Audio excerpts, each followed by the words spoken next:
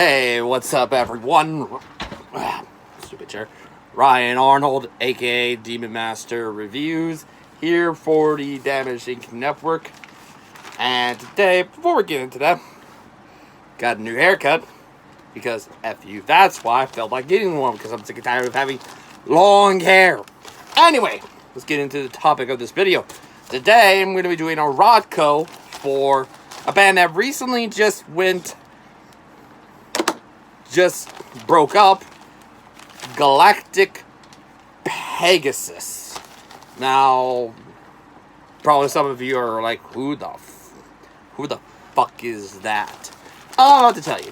Galactic Pegasus was a experimental metal band that was formed by famous YouTube guitar YouTuber named Andrew Baina around 2012, and we'll get into the lineup as we're about to talk about their first two releases, Mirages and Pariah.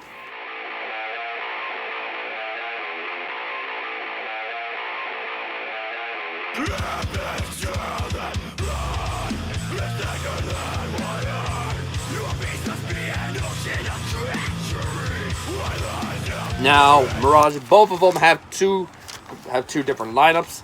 Mirages happens to have Andrew Baina on guitar, vocals, and programming. Trevor Pewarchuk on vocals. I believe Dallas Turner is on the drums. Nigel Parker is the other guitarist, and Andrew Rusdahl is the bass. That's the lineup for Mirages. On Pariah, it's basically the same three: Andrew Baina, Trevor Pewarchuk, and Dallas Turner. But instead, they got Cooper Lagacy or whatever it is on guitar, and he would be with the band for the foreseeable future. Nicholas Mahi on the bass, and he also got Hockley to do vocals on one of the songs on here. So, there's your lineup. Let's get into talking about these two albums. Starting with Mirages, released in 2012, just an EP. Both of these are EPs, by the way. Mirages. This was them trying, looking at the notes, of course. This was them trying to find their identity, and their identity was kind of going the whole metalcore, as they were trying to go more route of combining styles of, from what I could see, the Acacia Strain and North Lane. I could definitely tell the deathcore and the metalcore influences running throughout Mirages, and they were still kind of that gent stuff going throughout there and all that stuff. But there are a few highlights from Mirages, two at least. One, I believe, is called Smashing, which, according to my notes on here, is kind of a mixture of metalcore and deathcore, for kind of that the heavy stuff, the jetting and all that stuff, and kind of the lighter side of metalcore and stuff, the vocals, the melodies, and all that stuff, the guitars being so melodic and all that stuff. And then also, I believe that got a music video, if I'm wrong. Hyperion is also kind of the same as Smashing. It kind of go, both of them close out Mirages and all that stuff. So both of them close out the Mirages. And then we get to Pariah. They have a song, but obviously this album was them doing the gent and turning it up to 11 easily, just turning that gent dial all the way up to 11 easily. Most of the songs are basically the same, the deathcore gent style, but with the exception of at least one song on here, and that is Draw the Line, I believe, where it's kind of the same as Smashing and Hyperion, but for all intents and purposes, it's more deathcore and gent than the metalcore. Metalcore kind of comes kind of near the end, and this is probably the one song that has Andrew Hockley on here, I believe. Yes, I'm correct. But yeah, it's basically the same, more deathcore / shit than metalcore and stuff like that. But yeah. But overall, I like both. They're both good, both really good. But they pale in comparison to what this band would become. Now, obviously, we get into another lineup change. Obviously, I believe Nicholas Mahi would leave.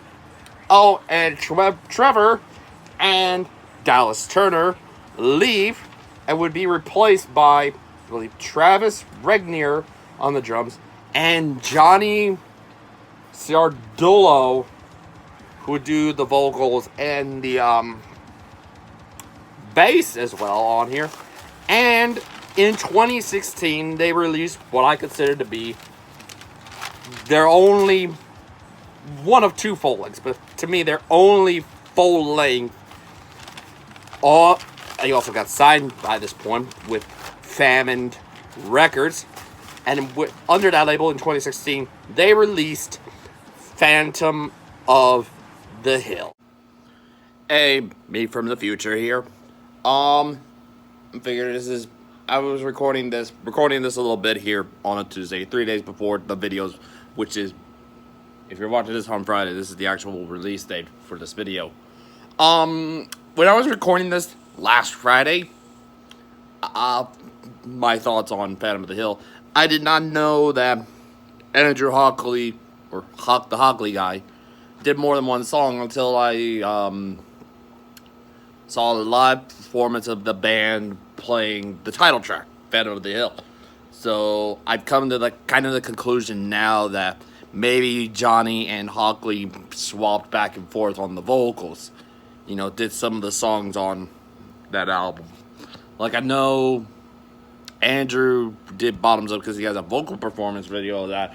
So now I know, and then I think Andrew was on that too. And then Andrew might have done all the vocals on the title track. So I'm just putting that out there real quick. That I didn't know he did more than one song. So, yeah, back to the video.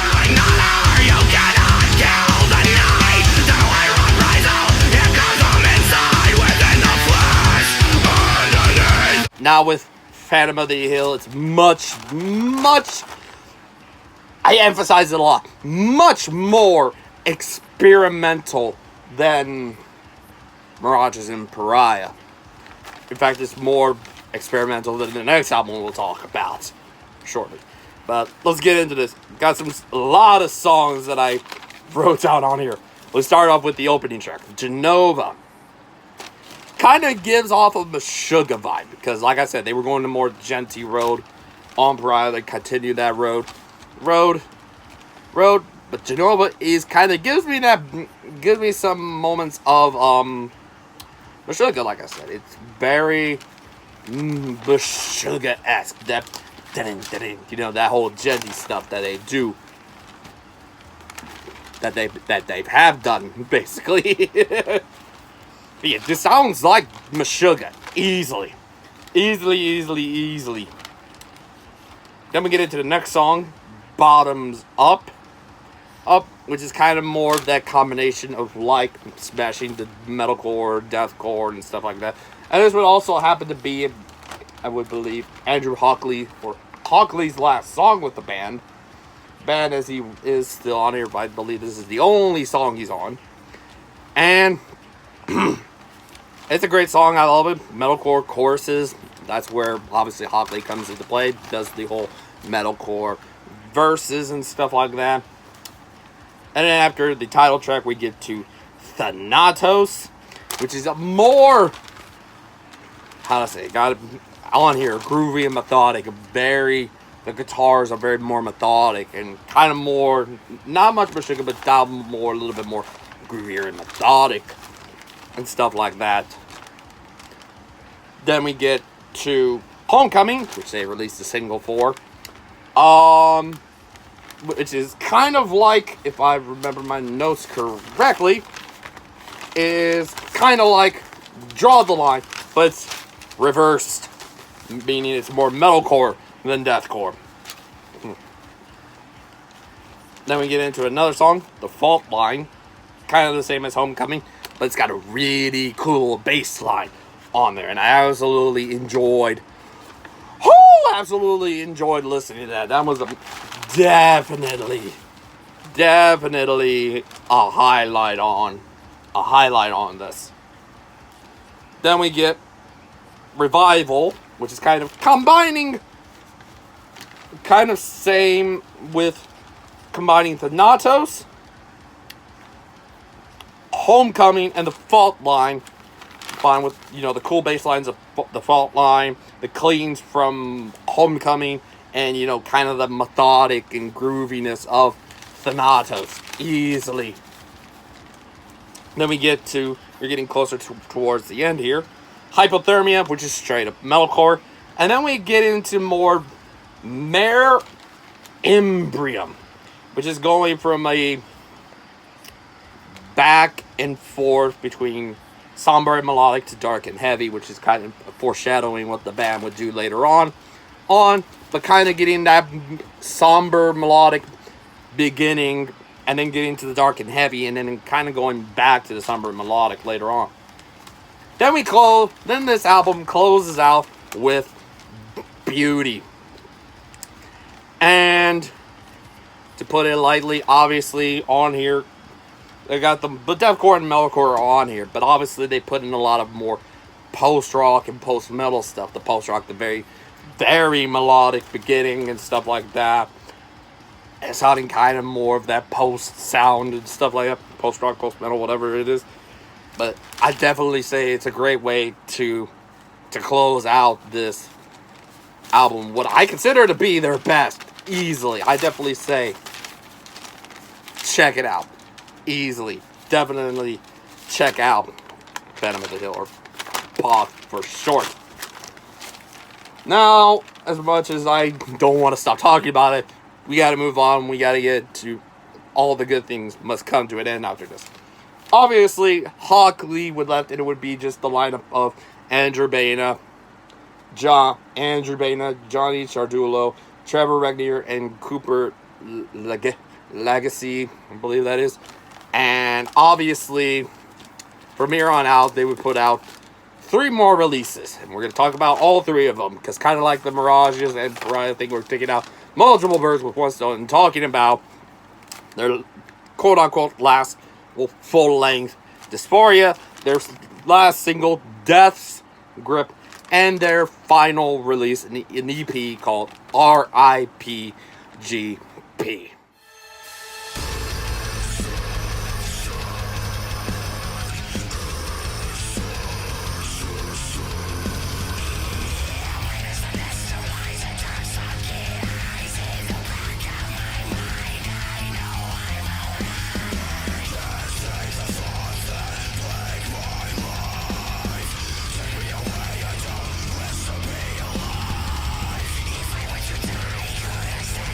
Oh, here we go. Okay, I'm gonna get straight into this. With the exception of 2 songs on here, this album is just basically, like I said on, what was the song? Mare Imbrium, they were going on that darker side of things. This is the album where they went all full dark and kind of the gent. And more so Thal as well, kind of going more worshipping Vilcharda and humanity's last breath. Like, I'm not complaining about it. It's just not, you like it, you like that style, that's fine. I personally don't, if I wanted to listen to that kind of style, and I know you're probably watching this, Andrew, I apologize for saying this, but it's just not my cup of tea. I do like Vilcharda, and I do like Humanity's Last Breath, but this sounds like worshiping those 2, and it's just like, why? Now I did mention there were 2 songs on here, I believe, White Noise and Shadow King White Noise kind of has a lighter sound to it. And then kind of Shadow King is kind of some of that dark, but it does have a little bit more lighter moments on here. But everything else after that, even the music video they did for Looking Glass, was just kind of still that changing in pattern and stuff, but it's just Phil Charter worship. That's all this is basically Phil Charter worship, and not really wanting to talk much about Dysphoria. Then we get into Death's Grip, which is kind of them going back to the metalcore and deathcore sound. And I easily like this single. It is freaking awesome, and I absolutely love it. And then we get into the last release from this band, RIPGP EP.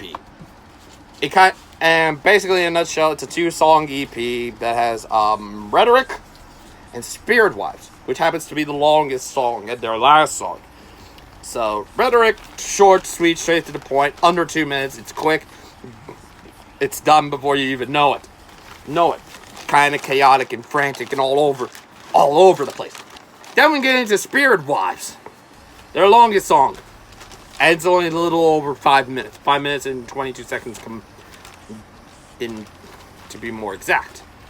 And it's everything it was basically kind of the same problem I had with Dysphoria.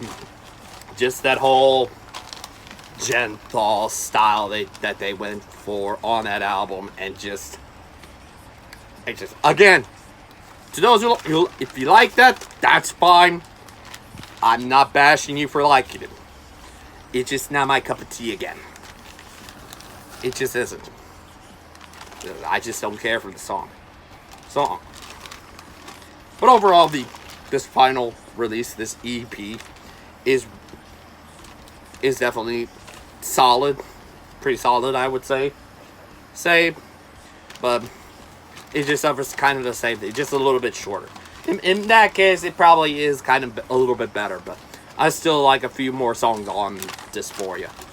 But, yeah. This has been my brief, short